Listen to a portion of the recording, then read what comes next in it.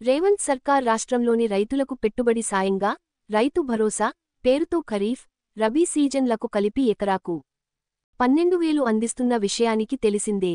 అయితే రబీ సీజన్కు గాను ఇప్పటివరకు 3.5 ఎకరాలలోపు భూమి ఉన్న రైతులకు మాత్రమే సాయం అందింది.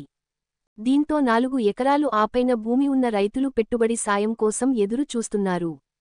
అయితే ప్రభుత్వం వారికి గుడ్ న్యూస్ చెప్పింది.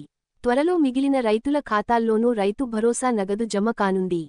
రైతు భరోసా నిధుల కోసం ఆర్థిక శాఖ నిధులను సర్దుబాటు చేసే పనిలో నిమగ్నమైంది.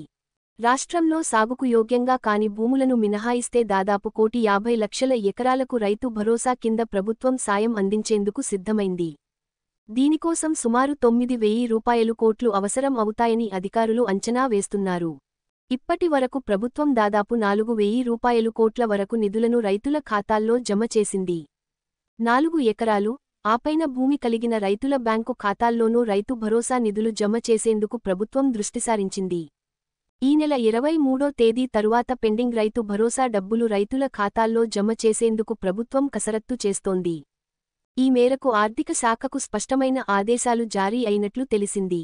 మొత్తానికి 4 ఎకరాలు ఆపైన సాగు భూమి కలిగిన రైతుల ఖాతాల్లో ఈ నెలాఖరులోగా రైతు భరోసా నిధులు జమ అవుతాయని అధికారులు పేర్కొంటున్నారు. మరోవైపు వచ్చే నెల నుంచి ఖరీఫ్ పనులు కూడా ప్రారంభం కానున్నాయి. దీంతో ఖరీఫ్కు సంబంధించిన రైతు భరోసా నిధులను సైతం జూన్ నెలాఖరు నుంచి దశల వారీగా రైతుల ఖాతాల్లో జమ చేసేలా ప్రభుత్వం కసరత్తు మొదలు పెట్టినట్లు తెలిసింది.